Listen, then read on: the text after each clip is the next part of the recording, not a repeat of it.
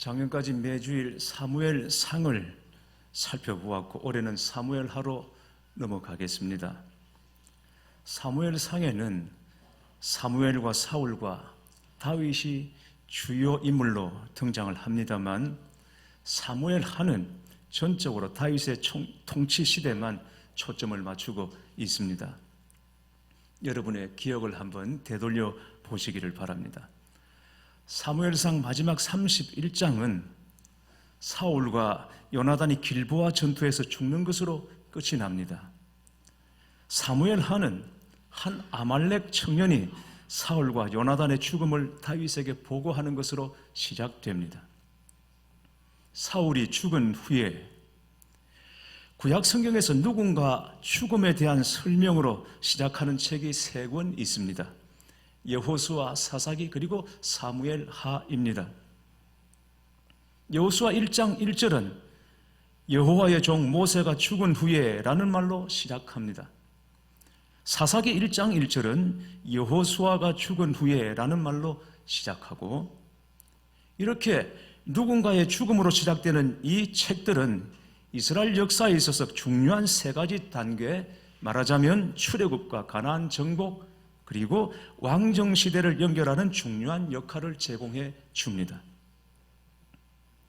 사울은 이스라엘 초대 왕이 되었습니다. 왕정시대를 연 사람입니다. 그러나 성경은 사울이 죽고 다윗이 등장함으로 비로소 왕정시대가 시작되었다고 평가하고 있습니다. 사울은 말은 왕이었으나 실제로는 왕으로서 입지를 구축하지 못했습니다. 백성의 인정과 지지도 받지 못했습니다. 그러나 다윗은 명실공히 이스라엘 왕으로 자리를 잡았고 왕위를 공고히 합니다. 다윗이 이 때를 얼마나 기다렸겠습니까?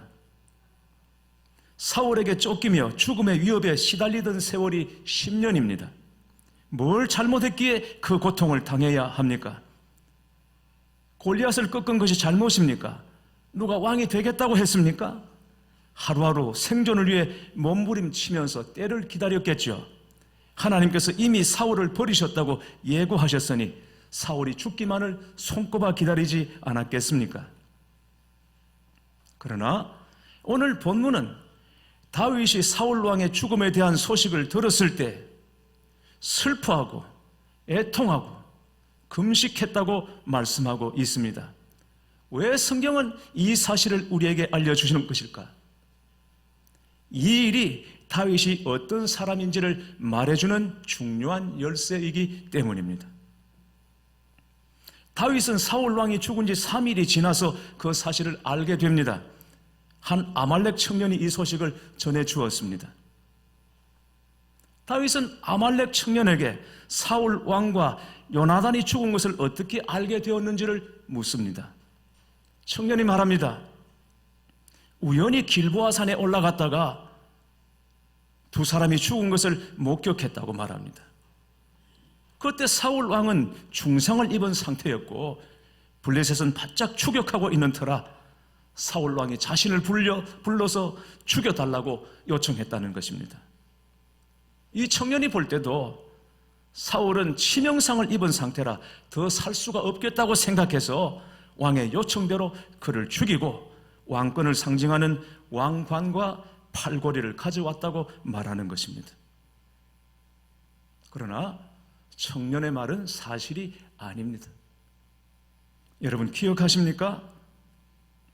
사울은 블레셋 사람이 쏜 화살에 맞고 치명상을 입었습니다. 그리고 자기가 살지 못하는 것을 알았습니다. 이대로 블레셋 사람, 할례받지 않은 블레셋 사람들에게 모욕을 당하여 내가 죽는 것보다는 차라리 스스로 죽겠다고 생각하고 자기 칼을 세워 그 위에 엎드러져 자결을 했습니다. 스스로 목숨을 끊은 것입니다. 그런데 아말렉 청년은 왜 거짓말을 했을까요? 자기가 사울을 죽였다고. 사울 왕과 다윗에 대한 일은 이미 사람들에게 다 소문이 났습니다. 사울은 다윗을 죽이려고 혈안이 되어 있고 다윗은 밤낮 쫓겨다니고 있다는 사실을 이 청년도 알고 있었던 것입니다. 이제 사울 왕은 죽었습니다. 청년은 생각했습니다. 다윗이 이 사실을 알면 얼마나 기뻐할까? 이것은 상식이기 때문입니다. 그래서 청년은 사울 왕의 왕관과 팔고리를 가지고 다윗에게로 달려왔습니다. 다윗을 만나서 그 기쁜 소식을 전합니다. 그리고는 자기가 사울 왕을 죽였다고 거짓말까지 했습니다. 당연히 사울이 다윗이 기뻐할 줄 알고, 그 소식을 전한 자기는 상을 받고 그리고 중요한 자리 하나를 차지할 줄 알았습니다. 그러나 다윗은 사울 왕을 죽였다는 아말렉 청년에게 진노하여 처형을 명합니다. 누구나 이 청년처럼 생각할 수 있습니다. 자기를 괴롭히던 원수가 죽었는데 그가 왕이든 아니든 기쁘지 않겠습니까? 기쁘지 않다면 거짓말이겠죠. 그러나 다윗은 아니었습니다. 다윗은 슬퍼했습니다. 통곡했습니다. 슬퍼하는 것으로 끝나지 않습니다. 그는 사울과 요나단을 위해 조가를 지어 불렀습니다. 그리고는 이 조가를 유다 백성에게 가르치라 명합니다. 활의 노래라는 제목을 붙여서 야살의 책에 수록하라고 명령합니다. 야살의 책은 이스라엘 영웅들의 이야기를 담은 책입니다. 이 영웅들의 이야기에 사울도 요나단도 수록하여 기억하라고 명령합니다. 17절 이하에 보면 다윗의 마음이 얼마나 절절한지 모릅니다. 사울과 요나단으로 인한 애통함이 가슴에 사무칩니다. 24절, 이스라엘 딸들아, 사울을 슬퍼하여 울지어다. 그가 붉은 옷으로 너희에게 화려하게 입혔고 금노리개를 너희 옷에 채웠도다. 사울의 통치로 경제적인 번영을 우리가 누리지 않았느냐? 전쟁에서 얻은 전리품으로 여인들이 입고 꾸미지 않았느냐? 이런 얘기입니다. 요나단에 대하여는 이렇게 애곡합니다. 26절, 내 형 요나단이여, 내가 그대를 애통하면 그대는 내게 심히 아름다움이라. 그대가 나를 사랑함이 기이하여 여인이 사랑함보다 더하였도다. 다윗과 요나단과 다윗의 관계, 이 두 사람의 관계는 단순한 우정을 뛰어넘습니다. 마치 연인의 관계인 것처럼, 친형제의 관계인 것처럼 서로를 아끼고 사랑하는 관계였습니다. 요나단은 아버지의 뒤를 이어 왕이 될 사람이었음에도 불구하고 아버지의 뜻을 거역하고 다윗의 목숨을 지켜준 은인 중에 은인이었습니다. 그런 사람을 위해서 이렇게 애도하고 애곡하는 것은 당연한 일일 것입니다. 그러나 사울은 다르지 않습니까? 사울의 죽음은 다윗에게 더없이 좋은 일이 아니겠습니까? 사울의 죽음이 이제 자신의 성공의 발판이 될 수 있지 않겠습니까? 그럼에도 다윗의 마음이 어째서 이렇게 슬프고 안타까운 것입니까? 오늘 본문은 바로 이 사실을 말씀하고 있습니다. 다윗이 어떤 사람이었는지, 한마디로 다윗은 가슴이 따뜻한 사람이었습니다. 가슴이 따뜻하고 따뜻하지 않고가 그렇게 중요한 것인가? 네, 그렇습니다. 성경은 아주 다윗을 특별한 사람인 것처럼 소개하고 있습니다. 자신을 죽이려 했던 사울 왕의 죽음을 진정으로 슬퍼한 것입니다. 이것이 바로 우리를 향하여 주시는 주님의 메시지입니다. 세상은 아말렉 청년처럼 이기적이고 계산적이고 기회주의적입니다. 원래 아말렉은 떠돌아다니면서 약탈을 일삼던 족속들이었습니다. 신명기 25장 17절에서 18절 말씀을 보면 아말렉이 어떤 사람이었는지 말씀하고 있습니다. 이 아말렉은 이스라엘이 출애굽할 때, 광야 여정에 지쳐 있을 때 행렬에서 뒤처진 노약자들을 공격한 참으로 비열하고 악한 족속입니다. 너희는 애굽에서 나오는 길에 아말렉이 내게 행한 일을 기억하라. 곧 그들이 너를 길에서 만나 내가 피곤할 때에 내 뒤에 떨어진 약한 자들을 쳤고 하나님을 두려워하지 아니하였느니라. 아말렉이 그랬다는 것입니다. 우리는 너무나 각박한 세상 속에 살고 있습니다. 아말렉 청년처럼 한 사람의 죽음 앞에서 자기 이익을 먼저 계산하는 냉정한 세상입니다. 하나님께서 이 시간 우리를 보십니다. 그러면 우리는 어떻습니까? 우리의 마음은 누구를 닮았습니까? 다윗입니까? 아말렉 청년입니까? 어느 병원 게시판에 이런 안내문이 붙어 있었습니다. 며칠 전 우리 병원에 전갈에 물린 사람이 입원했습니다. 다행히 회복되어 오늘 퇴원할 예정입니다. 또 다른 안내문이 붙었습니다. 지금 우리 병원에 뱀에 물린 사람이 입원했습니다. 위기를 넘기고 일주일 후면 퇴원할 예정입니다. 그리고 또 하나, 지금 우리 병원에 사람에 물린 한 사람이 입원하여 치료를 받고 있습니다. 최선을 다했으나 안타깝게도 회복의 기미가 보이지 않습니다. 사람이 무엇입니까? 사람이란 말의 어원이 어디서 나왔습니까? 하나님께서 처음 만드신 사람이 아담입니다. 이 아담이라는 이름이 바로 사람이라는 뜻입니다. 창세기 1장 26절에는 이 사람 아담이 어떻게 지어졌는지를 말씀하고 있습니다. 하나님이 이르시되 우리의 형상을 따라 우리의 모양대로 우리가 사람을 만들고 라고 말씀하십니다. 하나님의 모양대로 하나님의 이미지로 하나님답게 사람을 만드셨습니다. 그렇게 지음받은 사람 아담과 하와가 하나님께 불순종하고 범죄했습니다. 죄를 짓고 난 다음 그들은 두렵고 부끄러워 몸을 숨겼습니다. 그러자 하나님께서 직접 아담과 하와를 찾아오시고 가죽옷을 지어 입혀주심으로 그들의 부끄러움을 덮어주십니다. 하나님은 사랑의 하나님이십니다. 그러나 하나님은 진노의 하나님이십니다. 그런데 하나님은 진노 중에도 긍휼을 잊지 않으시는 하나님이십니다. 하나님은 죄로 인하여 이미 죽었던 우리를 위하여 독생자 예수님을 아끼지 않으시고 십자가에 내어주셨습니다. 그리고 예수님께서는 기꺼이 하늘 아버지 뜻에 순종하여 십자가를 지심으로 하나님과 우리를 화목하게 하셨고 우리 죄를 사하여 주셨습니다. 우리의 구원을 이루신 것입니다. 그 주님께서 빌립보서 2장 5절에 이렇게 말씀하십니다. 너희 안에 이 마음을 품으라. 곧 그리스도 예수의 마음이니. 이 마음을 품으라. 어떤 마음입니까? 주님의 마음, 따뜻한 마음입니다. 우리의 마음은 어떻습니까? 안타까운 것은 모든 일에 너무 계산이 앞서고 있다는 것입니다. 우리는 조금도 손해를 보려고 하지 않습니다. 그러나 생각해 보십시오. 하나님은 얼마나 손해를 보신 분이십니까? 하나님께서 우리에게 그렇게 아낌없는 사랑을 베푸실 만큼 우리는 그렇게 가치 있는 존재들입니까? 독생자를 내어주시기까지 우리는 그렇게 가치 있는 존재들입니까? 만약에 하나님께서 우리처럼 얕고 우리처럼 계산하셨다면 어떻게 우리가 구원을 받을 수 있겠습니까? 얼마 전에 성탄절을 보냈습니다만 성탄절이야말로 하나님께서 가장 크게 손해를 보신 날이 아니겠습니까? 하나님께서는 지금 우리와의 관계 속에서 너무 큰 손해를 보고 계십니다.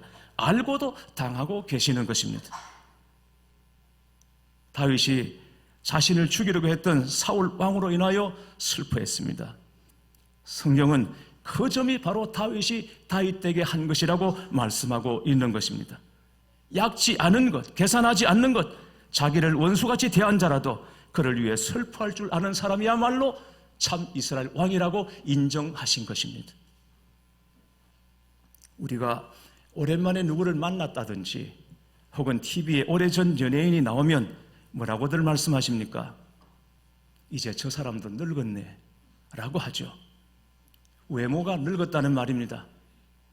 머리숱이 없어지고 머리숱이 하얗게 지고 그리고 주름도 많아지고 등도 굽고 그런 모습을 보면서 이제 저 사람도 늙었네 라고 우리가 말합니다. 그러나 진짜 사람이 늙어가는 증상이 무엇인지 여러분 아십니까? 사람이 진짜 늙어가면 다른 사람에 대한 관심이 사그라지는 것입니다. 사람 만나는 것도 싫고 사람을 만나서 관계를 맺는 것도 다 귀찮아집니다. 남을 위해 기도해 주는 것 너무 귀찮은 일입니다. 남의 아픔을 함께 나누는 것 귀찮은 일입니다. 다른 사람을 위해 내 인생을 조금이라도 투자하고 싶은 열망이 사라지게 됩니다. 이게 바로 늙었다는 증거입니다. 그 마음으로는 안 됩니다. 하나님께서 역사하실 수 없습니다. 왜냐하면 하나님과 마음이 다르기 때문인 것입니다. 송구영신 예배 때 김우덕 장로님의 대표 기도에 큰 은혜가 있었습니다.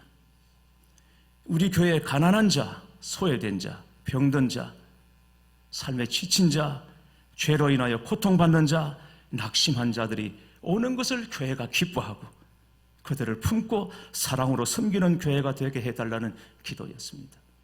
하나님께서 우리 모두에게 주신 음성이라고 믿습니다. 예수님은 죄인들의 친구이셨습니다. 병든 자들의 친구셨습니다. 그냥 지나치지를 못하셨습니다. 병든 자, 죄인들, 소외된 자, 눌린 자들. 나인순 가보의 아들 장례 행렬을 보시고 지나치지 못하시고 관에 손을 얹고 우셨습니다. 죽은 나사로를 보시고 그 무덤 앞에서 예수님이 애통해 하시고 우셨습니다. 수가성 사마리아 여인을 보시고 가늠하다 현장에서 붙잡혀온 여인을 보시고 주님은 그들을 그냥 지나치지 못하셨습니다. 왜 그렇게 하셨습니까? 주님의 마음이 뜨거우셨기 때문입니다. 주님은 너무나 많은 기적을 행하셨지만 단 한 번도 그것을 과시하신 적이 없으십니다. 오히려 주님은 함구령을 내리십니다. 성경을 보십시오. 병든 자를 고치시고 죽은 자를 살리고 내신 다음에 어디 가서 말하지 말라고 철저하게 함구령을 내리십니다. 왜 그렇게 하십니까? 그럼에도 왜 병자를 고치시고 죽은 자를 살리시고 귀신을 쫓으십니까? 오직 하나, 동기는 불쌍했기 때문입니다. 지금 불쌍한 사람들이 너무 많습니다. 우리 주위에도 많습니다. 따뜻한 마음의 말 한마디가 필요한 사람들이 너무 많습니다. 영구 미제 사건으로 묻힐 뻔했던 화성연쇄 살인범 이춘재의 자백을 받아낸 것은 경찰 범죄심리분석관, 프로파일러라고 하죠. 이들의 역할이 결정적이었다고 합니다. 그런데 프로파일러들은 이춘재를 앉혀놓고 죄를 추궁하거나 자백을 강요하지 않았습니다. 이춘재의 마음을 연 것은 이 한마디였습니다. 식사는 하셨어요?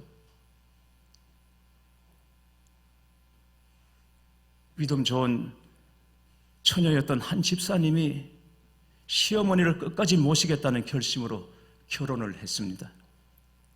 그런데 살면 얼마나 사시겠나 싶었던 어머니가 102세까지 사셨고 집사님은 40여 년 동안 믿음의 바닥을 경험했습니다. 치매로 발가벗고 동네방네 다니면서 욕을 해대는 그 시어머니를 보면서 자기 안에 해결되지 않는 더러움과 증오와 탐욕과 미움을 보게 된 것입니다. 그래서 그런 시어머니를 긍휼히 여기고 사랑하게 되었다는 이야기를 들었습니다. 상한 갈대를 꺾지 않고 묶어주면 그가 돌아오든지 그가 돌아오지 않으면 믿지 않는 다른 사람들도 예수님을 알고 돌아오게 되는 것입니다. 예수님의 영광을, 하나님의 영광을 보이는 가장 좋은 통로는 상한 갈대 같고 꺼져가는 심지 같은 사람이 바로 내 옆에 있는 것입니다. 상한 갈대 같은 배우자, 상한 갈대 같은 부모, 상한 갈대 같은 형제를 보면서 내 속에 선한 것이 하나도 없음을 보게 되고 가장 가까이 있는 사람조차 사랑하지 못하는 내가 바로 상한 갈대이구나 라는 것을 알게 되죠. 그런데 그런 상한 갈대인 나를 꺾지 않고 인내하시고 기다려주시는 하나님의 사랑을 알게 되는 것입니다. 그 마음을 품는 것이 곧 믿음이고 은혜가 아니겠습니까? 성 프란시스가 제자들과 40일 금식 기도를 했습니다. 그런데 금식 20일째 한 제자가 이기지를 못하고 그만 죽 한 숟가락을 떠먹는 일이 벌어졌습니다. 그러자 다른 제자들이 일제히 그 한 제자를 노려보았습니다. 그때 성 프란시스는 아예 죽을 마셔버립니다. 그리고 말했습니다. 금식을 하면서 형제를 미워할 바에야 먹고 사랑하자. 우리가 성경대로 산다고 말하면서 입에 늘 복음을 말하면서 정작 주변 사람들을 숨막히게 하는 그런 사람은 아닐까요? 우리가 단지 복음을 알고 복음을 말하는 사람인지 아니면 정말 복음의 사람인지 다시 한번 생각해 봐야 하지 않겠습니까? 우리 모두는 다 따뜻한 마음이 필요합니다. 지금 여러분의 가장 가까이에 우리의 따뜻한 마음이 필요한 사람들이 있습니다. 예수님의 심장을 구하십시다.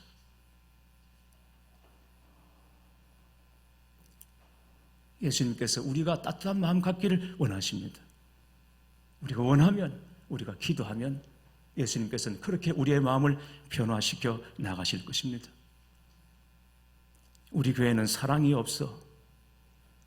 정말 그렇습니까? 여러분 주위를 다시 보십시오. 어려울 때 그래도 달려올 사람이 있지 않습니까? 보이지 않는 곳에서 말없이 기도하는 사람이 왜 없겠습니까? 예수님의 마음을 가진 사람, 따뜻한 가슴을 가진 사람이 왜 없겠습니까? 여러분이 바로 그런 사람이 될 수 있기를 주님의 이름으로 축원합니다.